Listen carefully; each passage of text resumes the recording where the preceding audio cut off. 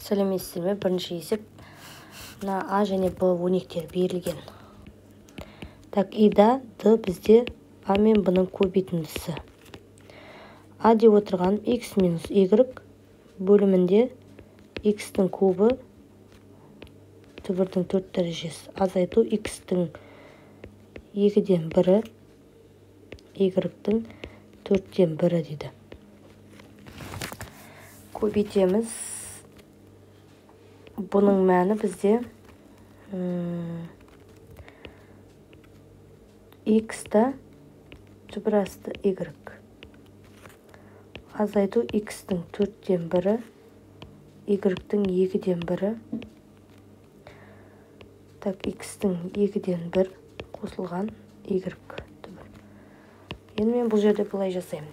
Теңдеп, мынау X минус Y-ті қысқаша көбейту формуласы бойынша X минус Y X плюс Y деп алғым келіп тұр.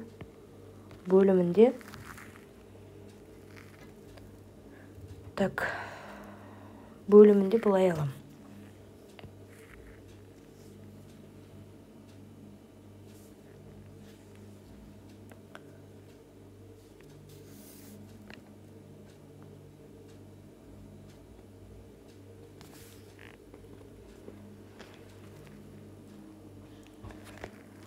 Бөлімін X-тің 4-ден 3-і, азайту X-тің 2-ден 1-і, Y-тің 4-ден 1 деп алам. Көбейтілген. Мына жерде X-тің 2-ден 1-і, Y-тің 4-ден 1-і, азайту қалған өзгенде жазып қоям. Y-тің 2-ден 1-і деп. Ал мынау түбірасты X қосылған Y түбірасты. Мына осы жерде қысқарт, мынау түбірасты мынау да. Жойып жере салайын. Ары қарай ықшамдай берейін. Так, бұл жерде Y-тің 4-ден 1-ін және X-тің 4-ден 1-ін алып тастаймын да, қалады X-тің 4-ден 1-і азайтылған Y-тің 4-ден 1-і. Себеп дәреже 4-ден 1-ден азайтамын. Жалпы 2-ден 1-ден азайтам 4-ден 1 ортақ бөлім берсем 2 ғой. Сонда 4-ден 1-дің өзі қалады мұны. Сол себептен осылай жазуға болады. Ал мына жерде бізде X-тің 2-ден 1-ін шығарып жіберейін. Яғни 4-ден 3 азайту 2-ден 1 ортақ бөлім беріп жүрсем 2 болады, сонда қалады бізде 4-ден 1 қалады. Сонда мына жерде X-тің 2-ден 1-і жақшан сыртына шығып кетсе, мына жерде қалады X-тің 4-ден 1-і азайту Y-тің 4-ден 1 қалады. Уже мына жерде бөлімінде еш нәрсе қалмай қалды.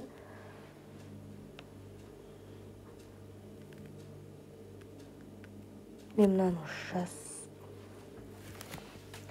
Мен мынаны жас. Мынау қап кетті ғой минусы. Мына жер көбейте салайын. X минус түбірасты Y қап кетті. Енді осы жерде осы күйінде жойып жібере салам. Және мына екеуі тағы қысқарып кетеді. Мына жерде 4-ден 1 қалады. X-тің. Сонда бізде бұлай жазып қойын. Сразу Y 4.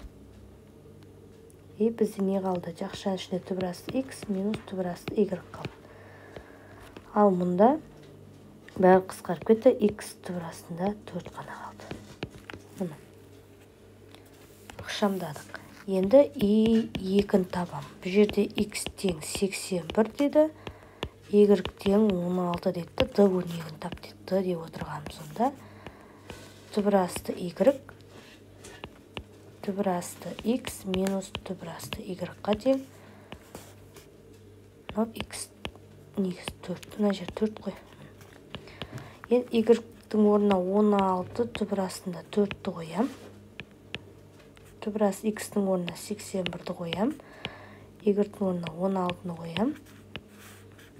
Түбірасты X-тің орнына 81, 4 дәреже. Так, 16 деген 2-ның 4 дәрежесі бар екен. Мына жерде 2 шығады. 81-ден 9, 16-дан 4 шығады.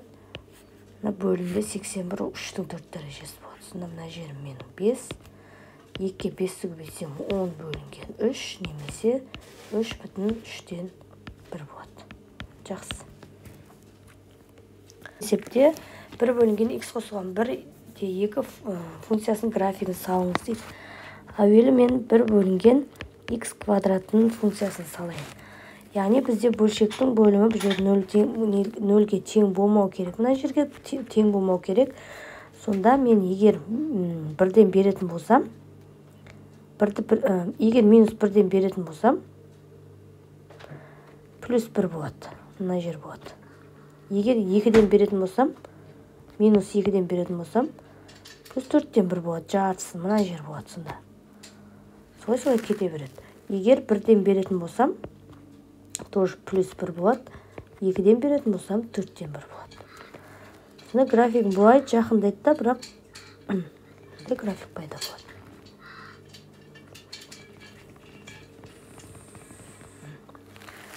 Енді бізде мына графикті салу үшін x плюс 1 болғаннан кейін әр график минус 1-ге қарай жылжиды. Мынау тұрғаны мына жерге жылжиды.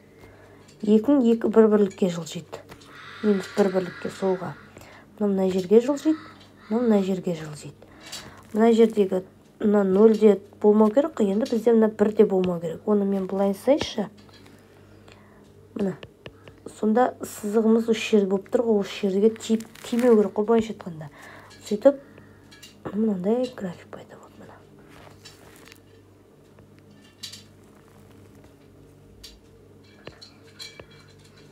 Бұлай тимеу керек. Енді мына осы график арқылы келесі есепті шығарамыз. Бізде айтып тұр, мына графигін салдық. Енді бірінші функцияның график бойынша анықталу облысы. Анықталу облысы бізде мына 1-ге тең болмау керек. Минус 1-ге. Сонда минус шексіздікте минус 1 болмау керек. Және минус 1 мен плюс шексіздің аралығы. Мәндер жиыны бізде 0-де плюс шексіздік. Яғни төбе қарай кетті, плюс шексіздік шегі жоқ. Сонда 0-де оң аралық қой. Енді жалпы айтқанда төмен жаққа қарай өтпеді, оң аралық. Плюс шексіздік. Бір сарында аралық табындар дейді. Енді қарап тұрғанымыздай, бізде минус шексіздікпен минус 1-де бір функциясында функция өсіп тұр, өседі. Мұны қызылмен талынған, мына жер өсіп тұр мына. А екінші жағы наоборот кемімел болып тұр. Сонда оны қалай жазамыз? Минус 1 мен плюс шексіздікте кемеді деп қоямыз. Енді бізде мына функцияның тағы жұп немесе жалпы жағдайда функция екенін анықтаймыз. Y тең f x-тің орнына минус 1-ді қойған кезде, яғни 1 x-тің орнына минус x-ті қойған кезде, мына функция басқа функция шыққан жоқ. Демек, бұл жалпы жағдайдағы функция болады. Жалпы жағдайдағы функция. Яғни мынау и в деп тұрғаны 4-ші деген сөз. Жақсы.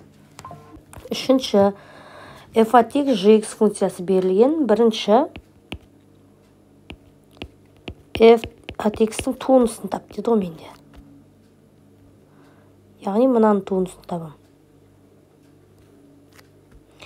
Так, 2 түбірасты 3-тің 4 азайту 3 түбірасты x-тің 3-і қосылған 5 x-тің квадраты минус 4-тің туындысы. Яғни бұл биттамыз 2 так 3-тің 4-тен 1-і азайту 3 көбейту x-тің минус 3-тен 1-і қосу 5 көбейту x-тің минус 2-сі тұрақты сан туындысы. Енді осылардың енді туынысын табам. Так, 2 көбейту 4-тен 1 алдына түседі. 3 4-тен 1-ден азайтам 1-ді. азайту 3 көбейту минус 3-тен 1. X-тің минус 3-тен 1 минус 1. 5 минус 2 көбейтілген X минус 2-ден азайтан 1-ді тұрақ сан туындысы 0-ге тең. Енді мынамен қысқарып кетеді 2. Так, 1 бөлінген 2 көбейтілген 3-тің минус 4-тен 3 ғой мынау. Мынау қысқарып кетеді, минус плюс X-тің минус 3-тен 3 деген ортақ бөлім 3 бер жересің ғой. 4 болып кетеді. Минус 10 X-тің минус 3 дәрежесі. Енді жинақтайын, е? Сонда мынау дегенің 1 бөлінген 2 түбір астында түбірдің 4 дәрежесі 3-тің 3 дәрежесі. Қосылған 1 бөлінген түбір астында 3 болса, сонда X түбір астында 3X қалады. Сразу жазып отырмын. Минус 10 бөлінген X-тің 3 дәрежесі. Интеграл gx dx. Яғни мен мына жерді ашып аламын. Gx деп отырғаным минус 3 X көбейту X-тің 3-тен 2-сі қосылған 2 X-тің 4-тен 3-і азайту X-тің 5-тен 2-сі. Мына жерде 1 бар деп білеміз, сонда минус 3 X-тің 3-тен 3-ке 2 қоссаң 5-і 2X 4-тен 3 минус X 5-тен 2. Енді орнына қоям. Интеграл gx-тің орнына мына сандарды қоям. 3x-тің 3-тен 5 қосу 2x-тің 4-тен 3 x 5-тен 2 dx болады.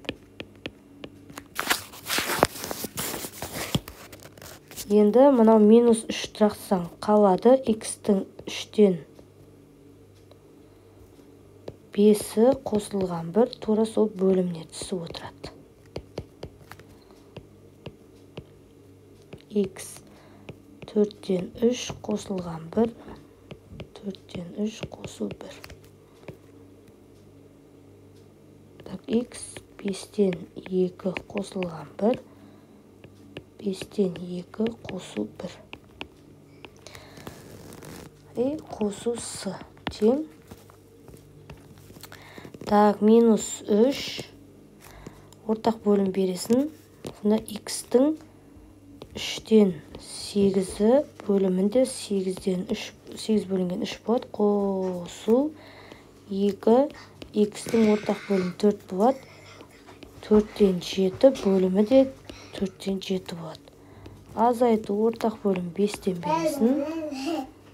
X-ім 5-тен 7 5-тен 7 қосылған с тең.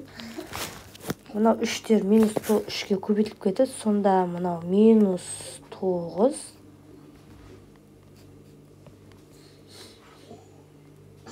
X-тің 8 мына жерде. Так, бұлай жазайық. X-тің 2 көбейтілген 3 дәреже көбейтсең 6 ғой. Және 2 қалады. Мына жерде 3 болады. Бөлімінде 3 шықпаса 8 қалады. Қосылған 8 көбейтілген түбір астында мынау негізінде 4 болып тұрса, X-тің 4, X-тің 3 болады. Сонда 7 болады. Азайтылған. Так, 5 X X-тің 5, X-тің 2 дәрежесі түбірге алынады да. Астында 7 қалсын, қалғанын жазам. Плюс с. Так, мына жерде x-тің минус 9, x-тің x'і түбір астында 3 негізі x квадрат 8 қосылған. Мына жерде 8x түбір астында x-тің кубы 4 7 азайтылған.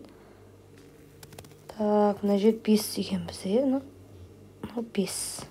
Сонда 5x, мына жер 5x квадрат бөлімінде 7 қосылған s қалады.